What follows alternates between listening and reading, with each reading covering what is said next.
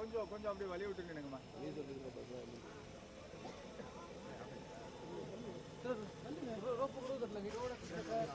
Please make way. Please make way. நீ வா இங்க ஆம்புலன்ஸ் நிற்கிறப்பா. நீங்க அப்படியே வாங்க. லெஃப்ட். இல்ல.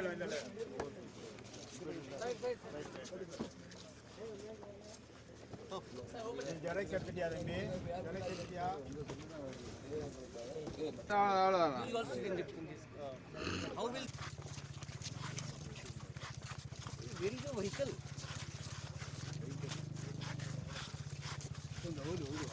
பின்னாடி வாங்க.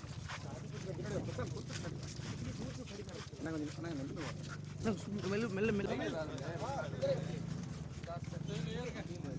பத்தியா?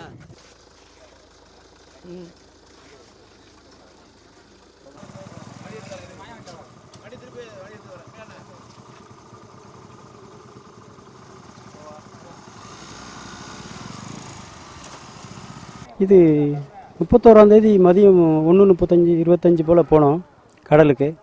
போய் முதப்பாடு வச்சுக்கிட்டு இருக்கையில் வாங்கி முடிச்சுட்டு மறுபாடு ராமேஸ்வரத்தை பார்த்து வச்சுக்கிட்டு இருந்தோம் நம்ம எல்லாம் கோட்லேயே. அப்போ இல்லை ஸ்ரீலங்கா நேவி லைட்டு போடாமல் வந்துட்டாங்க. நாங்கள் லைட்டு போட்டு மீன் பறக்கி கவனிச்சிக்கிட்டு இருக்கையில் அவங்க இந்த பக்கம் டர்னிங் வந்து ஒரே முட்டில் முட்டிட்டாங்க. முட்டி 2 நிமிஷத்தில் போட்டு ஸ்பாட்லேயே உள்ளே போயிடுச்சு. நாங்கள் தனித்தனியாக நீஞ்சி ஐயா சார்னு கற்றுனோம். இந்த பக்கம் வந்து லைட்டு போட்டுட்டு அவங்க போக்கு அடித்து அப்புறமேல ஒவ்வொரு ஆளாக தூக்குனாங்க. அது நானும் நீஞ்சி போய்கிட்டு இருக்கேன். அது கப்பல் ரிவர்ஸ்லேயே போயிடுச்சு. ஒரு 25 நிமிஷம் கையிலே எல்லாத்தையும் கலட்டி விட்டுட்டு வேகமாக நீஞ்சி போய் அவங்க எட்டி போகும்போது தூக்கி போடுவாங்க. அது ரிவர்ஸ்லேயே போயிடும், எட்டாது. அப்புறம் 5 நிமிஷம் வேகமாக நீஞ்சி போய் அப்புறம் 3வது வட்டமாக அந்த எட்டி பிடிச்சிக்கிட்டு நேவியில் கப்பல் ஏறிட்டேன் நான். அவள் 25 நிமிஷத்தில். அப்புறம் ஒரு 5 நிமிஷத்தில் இவரை தூக்கிட்டாங்க. அப்புறம் ஒரு 20 நிமிஷம் சென்று மொத்தம் 45 நிமிஷம் சென்று மலைச்சாமியை தூக்குனாங்க. அவர் தூக்கும்போதே மயங்கிய நிலையில் தான் இருந்தார். அப்புறம் தூக்கி நேவி ஃபஸ்ட்டு உதவி பண்ணி வயிறு நிறையா தண்ணி ஆயிடுச்சு பண்ணி அப்புறம் டச்சரில் வச்சு பார்த்தாங்க. ஒன்றும் இது இல்லை. மூக்கிலெல்லாம் ஊதி பார்த்தாங்க, உஷாரில்லை. அப்புறம் டச்சரில் வச்சு அடுத்த கப்பலை சைடில் அணைச்சி அடுத்த டச்சரை தூக்கி அந்த கப்பலில் கொடுத்து அவங்கள ஹாஸ்பிட்டலுக்கு அனுப்பிட்டாங்க. வச்சுட்டு அப்புறம் திருப்பி லைட் அடிச்சுக்கிட்டே கிடந்தாங்க. அவர் இந்த ராமச்சந்திரனை காணோம். அதுலேருந்து காணோம். காலையில் 7-8 மணி வரைக்கும் பகலையும் தேடினாங்க. அது கூட 1 மணி நேரம் சென்று 4 கப்பல் வந்துச்சு. எல்லோரும் சேர்ந்து சுற்றி லைட் அடித்து பார்த்தாங்க, கிடைக்கல. அப்போ நாங்கள் இருந்தோம். அவர் மயங்கிய நிலையில் அவர் போயிட்டார். அதோட பகல் 10 மணிக்கு நேவி போய் நெடுந்தி பக்கத்தில் போட்டுட்டாங்க, சுலோ பண்ணி போட்டுட்டாங்க. என்னென்னு கேட்டோம், இருங்க தகவல் வரும்ட்டாங்க. அப்படியே 10 மணிலேருந்து சாயந்தரம் 5:30 வரைக்கும் அங்கனியை போட்டுட்டு 5:30 கிளப்பி 5:45 போல் காங்கேசன் துறைமுகம் போனாங்க. காங்கேசன் துறைமுகம் போய் நாங்கள் அது வரைக்கும் சட்டியும் பனியனோடு தான் போகணும் கப்பலில். சாப்பாடு கொடுக்கல, ஒரு நாள் ஃபுல்லாகிடுச்சு. அப்படி போய் அங்கே போய் ரிப்போர்ட்டர் வந்தாங்க, கொடுத்து அப்புறம் பேட்டி எடுத்துக்கிட்டு அப்புறம் ட்ரெஸ் கொண்டு வந்து கொடுத்து அங்கேருந்து காங்கேசன் துறைக்கு கொண்டு போனாங்க. காங்கேசன் துறையிலேருந்து ஊர்கால் துறைக்கு போலீஸ் ஸ்டேஷன் கொண்டு போனாங்க. அங்கே வாக்குமூலம்லாம் கொடுத்தோம். இங்கேயே கேட்டோம் மலைச்சாமி என்னாச்சுன்னு. அவர் நல்லா இருக்குன்னு சொல்லிட்டாங்க. அங்கே போனி பார்த்தா அவர் இறந்துட்டாருன்னாங்க நைட்டு 7 மணிக்கு. அப்புறம் அங்கே வாக்குமூலம்லாம் கொடுத்து பக்கா 7-8 பக்கம் வரி கொடுத்துட்டு அந்த கப்பல் படை 4 கப்பல் கேப்டன் வந்தாங்க. அவங்கள விசாரித்தாங்க. நாங்கள் எல்லைக்கோட்டில் தான் இருந்தோம். அவன் சிபிஎஸ் எல்லைக்கோடு கொண்டு வந்தான், நேவி கப்பல் கேப்டன். அதோட அவங்க பார்க்கையில் கரெக்டாக எல்லைக்கோட்டில் தான் கிடந்துச்சு, தாண்டி போகல, இங்கிட்டும் வரல. அவங்க ஏன் முட்டினு கேட்டார் அந்த சிங்கள போலீஸு. இல்லை நாங்கள் பெட்ரோலுக்கு போகிறீங்க தான் அப்படி இப்படின்னு தலையை சொரிஞ்சார். பேசிக்கிட்டு இருந்தாங்க, என்னாச்சுன்னு தெரியல. நான் கரெக்டான வாக்குமூலம் கொடுத்துட்டேன். அங்கே 11:30 ஆச்சு.